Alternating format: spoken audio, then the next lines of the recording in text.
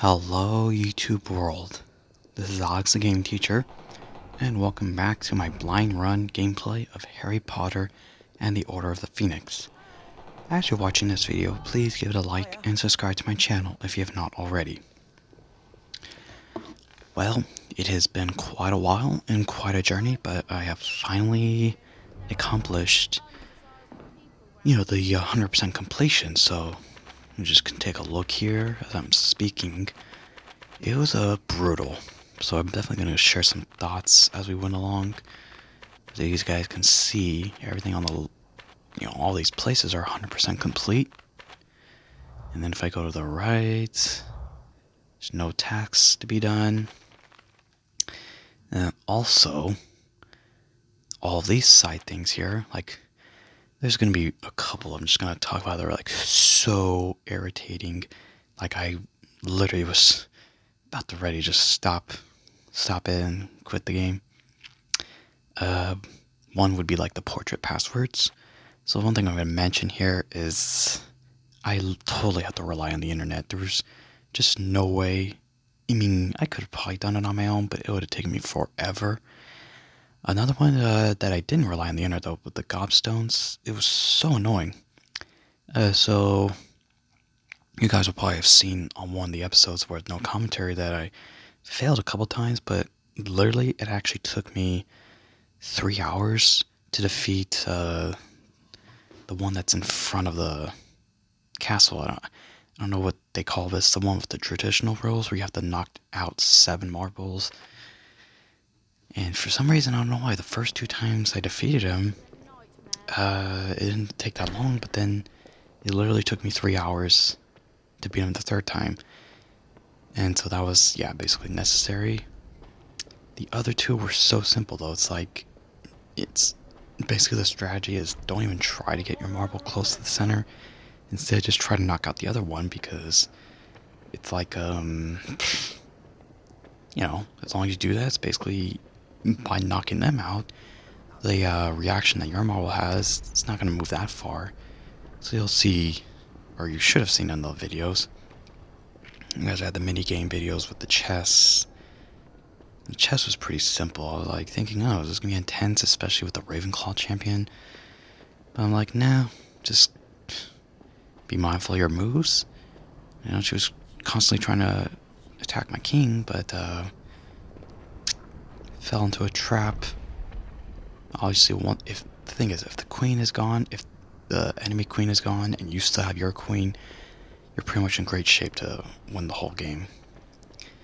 And it was actually not even that close. I still had a lot of pieces left. Oh my gosh, so here we are finally, Myrtle. So, yeah, anyways. Who cast me with you? All your discoveries are making my arm ache. The portrait passwords, though, was like so annoying too. There's like a time where I feel like I couldn't even get to the library. Oh, what's this?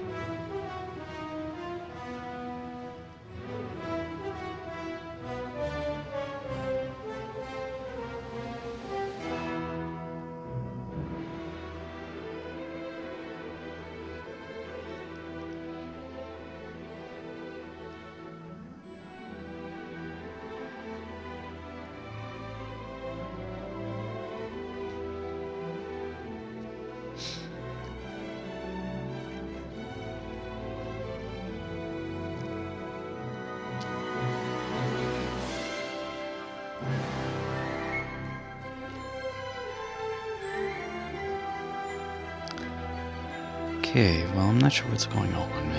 This can't be credits. I'm pretty sure credits are supposed to be towards the end of the rewards. Yeah, there's like so many things too, like that prefect's bathroom. I didn't know what you need to do for 100% completion, so I totally have to rely on the Google search for this. And yeah, you guys probably also note that I cut out some of my game. What the fudge? Like, Ron's right there, and then all of a sudden, well, I guess Ron's gonna get locked out here. What's this?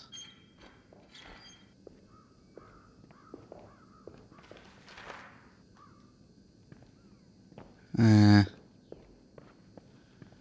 don't know if I want to... Yeah, it's fine. Well, I guess we could just go along. I'm not going to view each of them, but...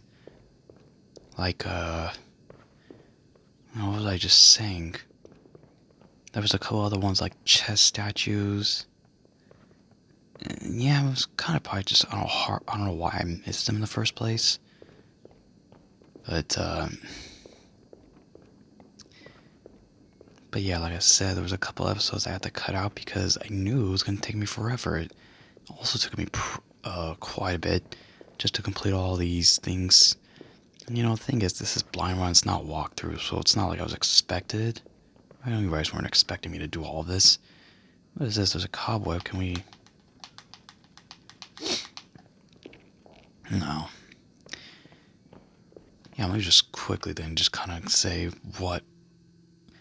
the mini quest is actually not that bad, so it didn't take me long to do two of them. The Flitwick one was definitely the most challenging, but that was actually not that bad, so I kind of enjoyed that one. What was this? Okay, starting over here. Oh, the defensive spells in the counter, so apparently I did it 5 times. Didn't even know what that was about, but it was actually not bad. Something like Luna's belongings, yeah, I was relying on the Google search, because I was like getting tired of roaming around. Same thing with Fred and George. Animal footprints. Yeah, Wizard's Chess was super easy. That's, I've played chess quite a bit, so it's nice to have something that didn't come that difficult, but anyways, just relieved that it's finally over. But, like, seriously, the thing about the Godstone is that the one where you have to knock out 7 marbles, it seems like you cannot make a single mistake. It was like there was one time where it's like I literally kept knocking out marbles one by one, but the problem is the opponent was doing the same thing, and because he was able to knock out his first marble, first before mine, it just led to that. He just was able to claim the last one. Alrighty, so what I'm going to do here is just going to watch these reviews.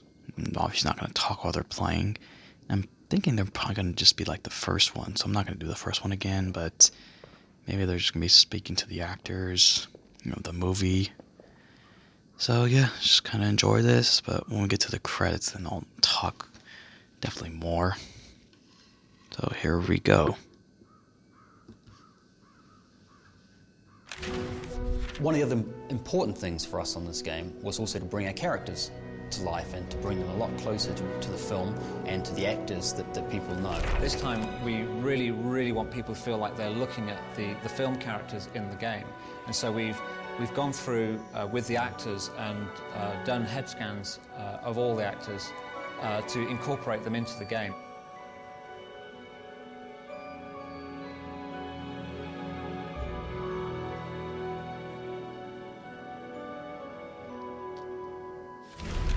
What they do with the computers and kind of how they make our faces, just as if they were us. It was weird, when we first saw them. I don't know, it's a thing for I think every lad to have their face on a game, and to be in it is fantastic, and it looks really lifelike. We wanted the students to sound like the people you hear in the film, so where better to go than the actual actors themselves? And as you walk around the castle, hearing Fred and George calling out to you, and it being James and Oliver Phelps. Try this little spell, and one from me too. Incendio! Loco Mortimort! Don't kill Cedric, boo-hoo! Oh, I think Potter's gonna cry. Push off, Potter. Got your bed booked in the hospital wing. Loser! There was a lot of giggles, and it was very hard to keep a straight face. Protego Maxima! Protego Maxima! You've got to say it 3 times, and one of those 3 will do it. Also, so when you play the game, every time you hear me saying a spell or doing something, it's slightly different. It's not always the same.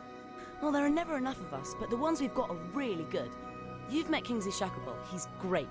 And don't worry, we're not all as mad as Mad Eye. Working with the cast from the film was absolutely a great opportunity for me. I thought it was great fun. I particularly like working with Rupert Grint because he's probably my favourite character in the film, Ron, because he's just got great script and he delivers his lines so well. You should write a book. Translating mad things girls do so boys can understand them.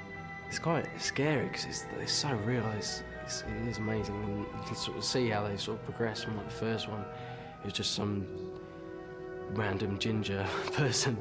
And this time it's like proper weird. Yeah, it's really good though. You Slytherins think you're so good. Let's hope this makes Umbridge's name mud at the Ministry. Because a while ago I saw they had the face of me, but they've kind of developed it more. They didn't have the hair and everything.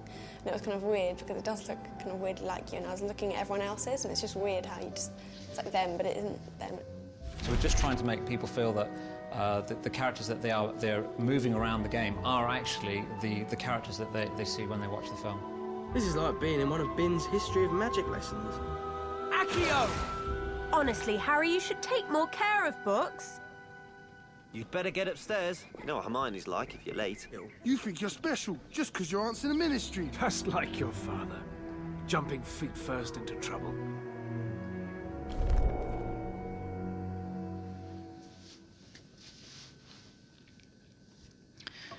That's very interesting. Always cool how they, approach, taking the actual actors, like saying scanning their faces, putting them in the game. And I reckon you can see that some of the actors are actually voiced, they use their voices too in the game. They didn't show Harry though, so I would think that his voice is too in the game, but I don't know. I think that Daniel Radcliffe's actually been in a couple other movies. Unlike, Emma Watson's been in a couple too, like Beauty and the Beast, but there was a couple was it The Woman in the Black, something like that, and then also something with magicians, I forgot what it was called. It was also mentioned there was an episode that I didn't intentionally mean to cut out, but it was just technical issues, so it wasn't able to be shown, and unfortunately it was during the scene where Umbridge found the Dumbledore's army, and then let me just see how many of these are. So 1, 2, 3, 4. Alright, well, there's gonna be quite a bit of them, but make sure I don't play any of them over again. Yes, it's gonna be pretty interesting to see all this stuff here.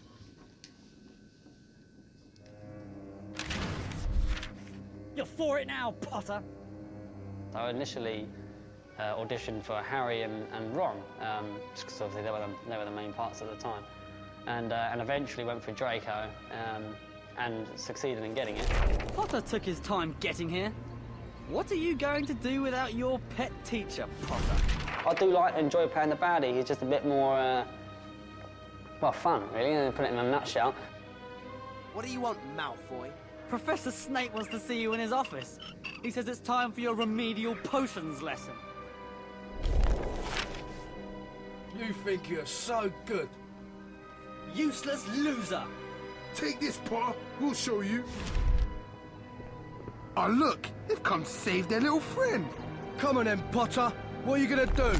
Dan, in a sense, is obviously he's not Harry Potter, but in a sense he's something like him, and Rupert's something like Ron, and Emma's something like Hermione. It's nice for me to be the complete opposite of what I hope to be. I like to think I portray myself as a rather gentle young lad.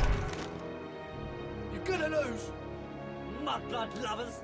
There's something nice about hating the villain. I suppose the more hate I would get from a child, as in the more you're evil, the better I've done my job.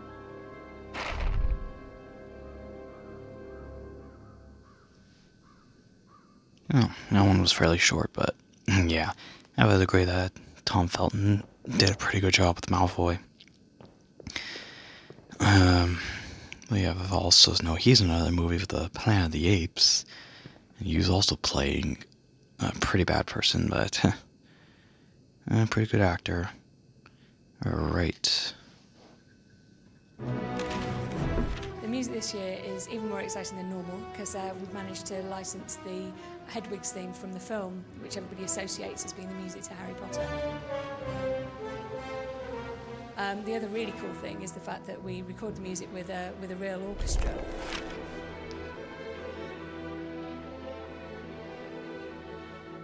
Audio can actually bring the fiction to life. So quite often we don't need to have the visuals to actually bring extra elements of the fiction to the game. Is when you go down to the dungeons where Slytherin hang out, even though you might not see howlers go off, you can hear them in the distance. One of the things we're trying to do this year is actually get close to the movie, and obviously one of the key things to do would be to actually use the movie cast. So we've tried to get in as many of the kids as possible, and we've actually got 22 characters from the film actually voicing their own parts in this game. Two of the major ones include Rupert Grint, who plays Ron, and Ralph Fiennes, who plays Lord Voldemort. This book's really useful. You're gonna make us take it back, Hermione? That little snot rag is trying to jinx us. Then let's show him how it's really done. Shh. The meeting's finished. Quick, get to bed before Mum catches us. I hope our side's got it. Whatever it is. Yeah. Harry Potter, the boy who stopped the Dark Lord. Creature wonders how he did it. Bet you wouldn't mind hiding that scar sometimes, eh? You'll have to learn the hard way, I'm afraid. Metamorph Magi are really rare. They're born, not made. Oh, you're going to fight us, are you? You should run off. I will kill you now, old man.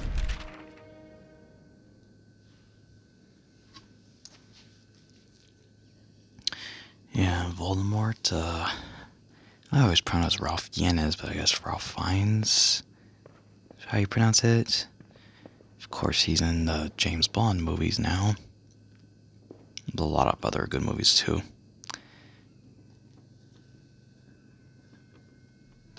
I'd read the first 4 books before I went for my first audition for the film. I've been a fan before I got the part. Still am now. I was just content with going for the audition and just say, yeah, I went for an audition for that. Locomotor Mortis! Accio. Protego Maxima. Neville's most important quality is his courage. Don't you call me an idiot? And we definitely see it in Order of the Phoenix, the way he doesn't care what danger he's going into. Even though he's the most terrified he's ever been, he'll still do it because he knows it's the right thing to do.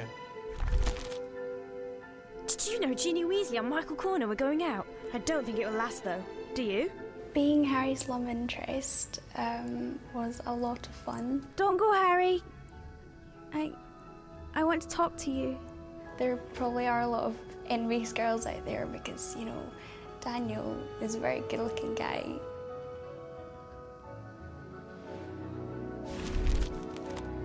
There's one thing that Harry Potter and the Order of the Phoenix really brings forward is just how difficult it is being a kid that age at school. All the problems, as well as not just like the big bad guys that are trying to come and kill you, but all just school life. They are just, at the end of the day, ordinary kids. They play, they fight. Children being the main characters and the heroes just makes it a lot more fun as well at the same time. People can think, yeah, I'm there with them. I'm only young, but I can do all this stuff.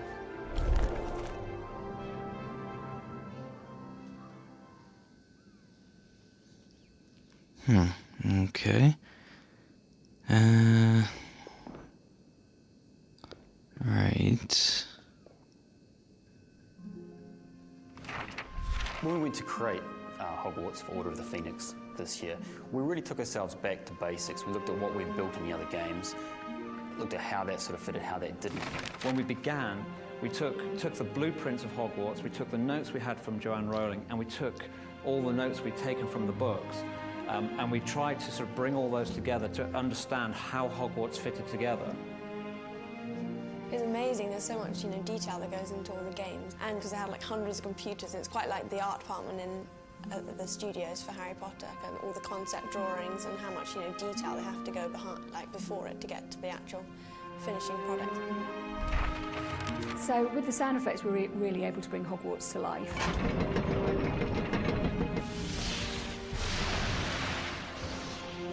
We've put put in fun bits and pieces. So as you're walking down the grand staircase, you'll hear the portrait speaking to you. You must venture out into the castle and find it, Mr. Potter. The game looks amazing, but the building particularly, it's incredible. The likeness of everything is so accurate to what it is actually like for me on the set. The Gryffindor common room, it was just very detailed and it just looks exactly like the actual Gryffindor common room in the films, with the big tapestries up and all the portraits and the tiniest little details like the stack of books on the table. It was really funny watching it because I sort of recognised bits. I was like, oh, I wrote that. You know, there's kind of Dumbledore's army and it's got my personal handwriting on it, and the sets are exactly what the sets are like in the film, and Hogwarts is exactly represented in the films, which you've never really had a sense of before. We had the challenge that we wanted a person to be able to walk from one end of it, from the boathouse, for instance, all the way through to the owlery without the game ever stopping. And it's a great way to see it, to walk all the way through those corridors, up the stairs, through the classrooms. It's a fantastic way to see the world of Harry Potter realised.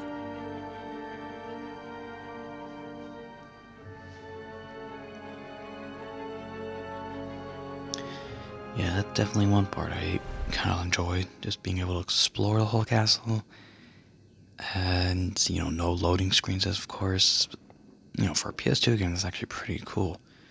Because you would think with PS2 games, you're trying to go from one area to the next, there's gonna be some loading screens and all that, but I always liked the games where you could basically go all over the place.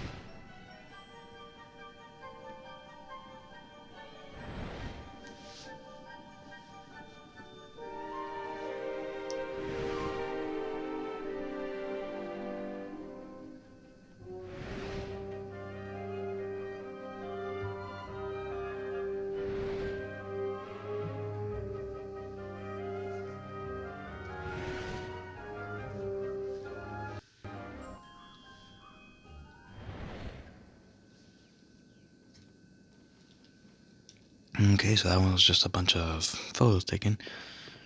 But yeah, if you could have froze that, you know, in the beginning, you could see they said 22 actors from the movies is who they used.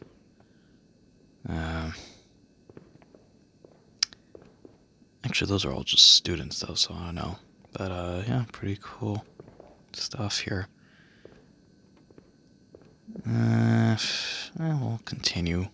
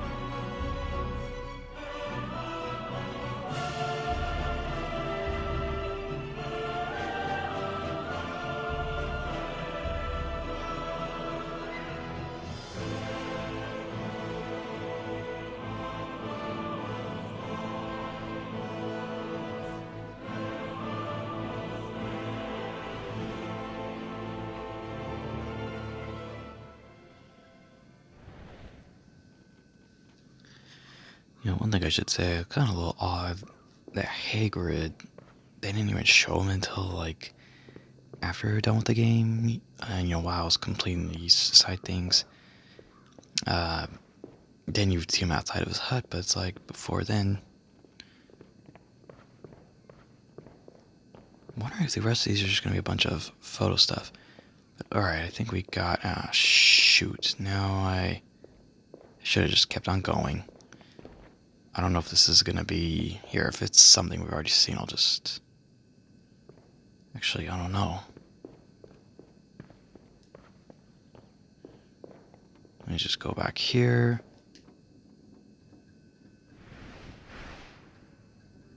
Okay. So that was the last one we saw. So let's press the start button.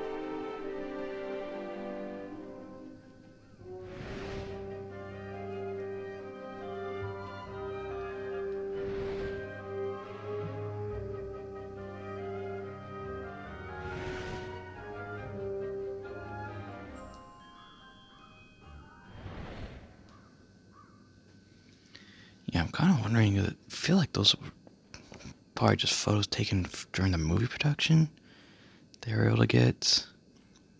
Because, yeah, I'm not sure if Umbridge, she was so annoying for sure, but I don't know if they used her voice in the movie, or in the game.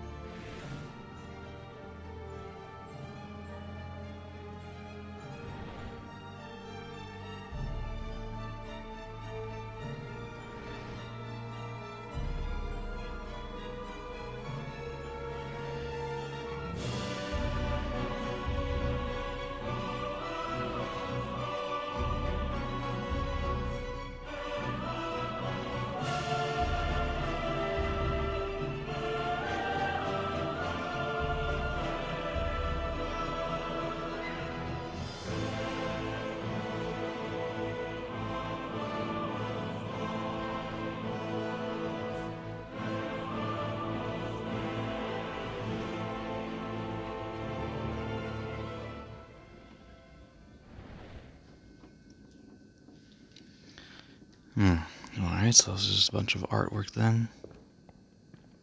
Or like, oh, maybe graphic design stuff.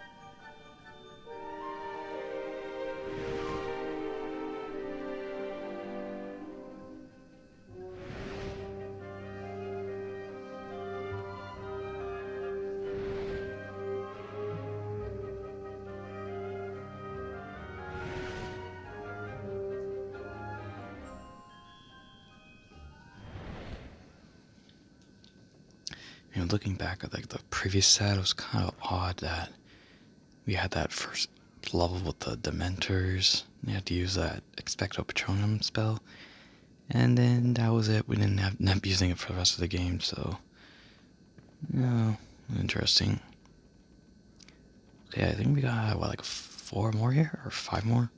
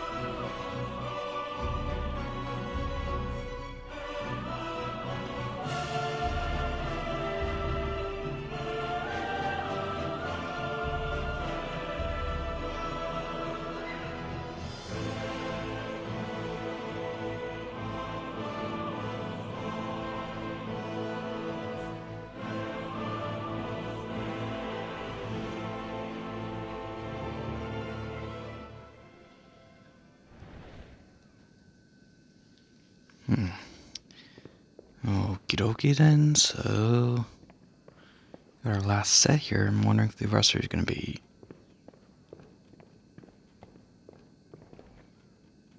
Wait, hold on a second. This one here says reward unlocked.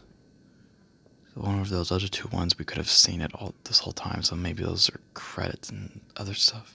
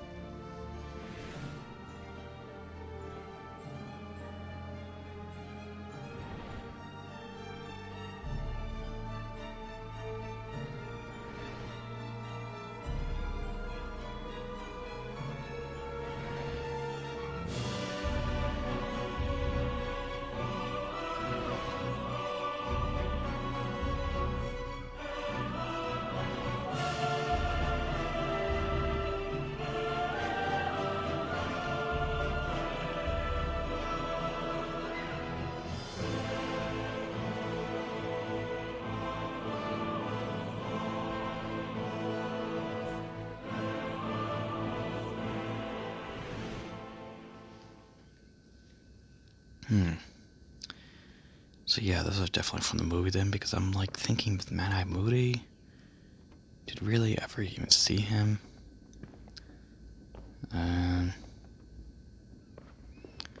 Okay, well, let's see what these.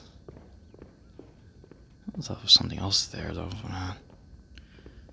So what we got here? One of these has got to be credits, I would think. It's just probably. It's probably the thing we just saw.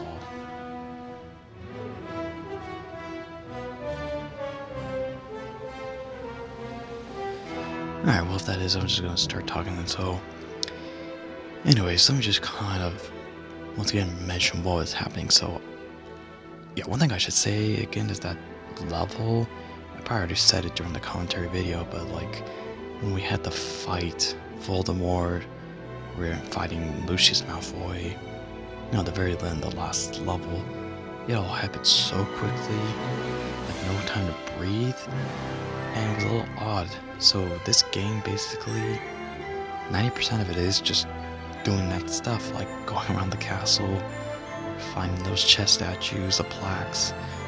As far as like the actual fights that, you know, in the storyline, it's secondary. It's pretty odd, but you know, it's all right. I mean, Harry Potter, you don't really think of action as being the main movie.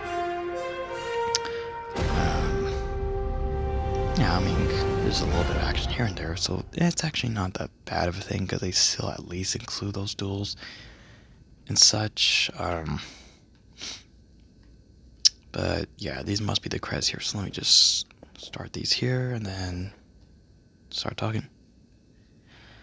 Alright, so that is official wrap. So I've actually been meaning to say this for quite a while. This is probably going to be, out of so far all the games I've done, you know, here on YouTube, this was by far the most frustrating one. I was gonna say, you know, rating wise, it's like probably my lowest of all the games. But, you know, when you look at it, it's like, well, you're playing it for the first time. If you're failing, you know, it's probably not a bad thing. It just means it's pretty challenging, and, you know, the thing I don't understand is, like, the difficulty. I played it at normal, yet I'm not really sure where's the range of difficulty. It must be just from the duels. I wonder if the minigames would have been more difficult, so if I was playing in hard, you know, would the Wizard's Chess matches have been tougher? Like I said, the Gobstones, like, I don't know how much tougher it could get than that. You know, because they're able to knock out each marble one move at a time. I guess one way it could get more difficult is, like, it was actually cool what I did. You saw, even though I lost one of those rounds, there was a time where I was actually able to knock out 2 marbles on the same move. Because I always try to do those kind of trick shots. I'm not sure how many of these credits are going to be though, but then we'll just kind of say again. So, like, you know, I had that video where I was roaming around, and then I think I did a couple more videos with no commentary, but it still took me a couple more hours after that to just complete everything. And yeah, like I said, 3 hours for the Gobstone. It was just definitely frustrating. It was like I had to rely on the internet because I was going around, you know, as I was doing those videos. I was like, no, that's it. It's taking me a while. I'm not seeing what I'm trying to see. And, you know, it was actually not even necessary. So I mean, yeah, why would you need to find everything just to watch the credits? I could have just rolled the credits. Because, you know, I'm not considering this as a walkthrough. If this is a walkthrough, then yeah, I should be striving to do all that stuff. Like, why would you call it a walkthrough if you're not showing everything that can be done? And, but yeah, ultimately frustrating. The game isn't too bad. I'd probably still prefer the style of, like, how the second game was, where it was, like, mostly, you know, I don't think they were called puzzles, but, like, you know, there was kind of action here and there. They definitely had improvement with the graphics. The exploration factor, though, that's what's overwhelming. Like, you know, any game can be enjoyable just from that perspective. In the second game, that's for sure that, you know, there was a limit. You know, even then there were some doors you still could knock on through, but you could see how they basically included everything from the movies. Maybe part of the reason for that is because in the second game and the second movie, they didn't really show everything that much. You know, after that, though, with like those bridges, you know, you see more of that. The students are walking on it. The Owlry, you see that as well. I mean, Boathouse, I don't even know, but yeah, there's some areas you could have gone to in the second game. But the nice thing is with the improvement of graphics, it's, yeah. You know, graphics are a little faulty here, though. It's like, you can tell it's still a PS2 game, but not that far from a PS3. I could definitely see that. I think they have this game made for PS3 as well. But obviously, this is, you know, from GameStop. I already got it, so there's no reason for me to get the same game twice. And, yeah, I was just still trying to gather my thoughts again of what I thought about this. Yeah, okay, the other thing I was going to say again is, like, with the dueling perspective, I literally don't know what the heck was going on. There was, like, times where, like, I feel like I'm succeeding, yet I get knocked down. And I'm not sure what the heck I'm supposed to do from there. Like, can you get back up right away and such? I seriously thought I was not doing well on those duels, you know, the final ones. With Sirius, well, the thing is, Sirius, you know, he dies in the movie, so I'm like, did it matter if I won or not? But then, like, when it came to Dumbledore and Voldemort, it's like, I'm pretty sure I wasn't doing anything there.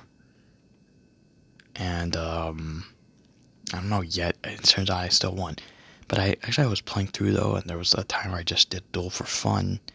And it turns out you can't lose, so, you know, Harry was on his knees, and they did happen a couple times, so perhaps I got a little lucky, but he was on his knees, they were actually able to disarm him, and that's it, I lost the duel.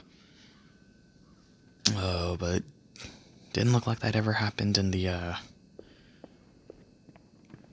what'd you call it? You know, when I was actually doing the gameplay. So first of all, Ron is still locked out there.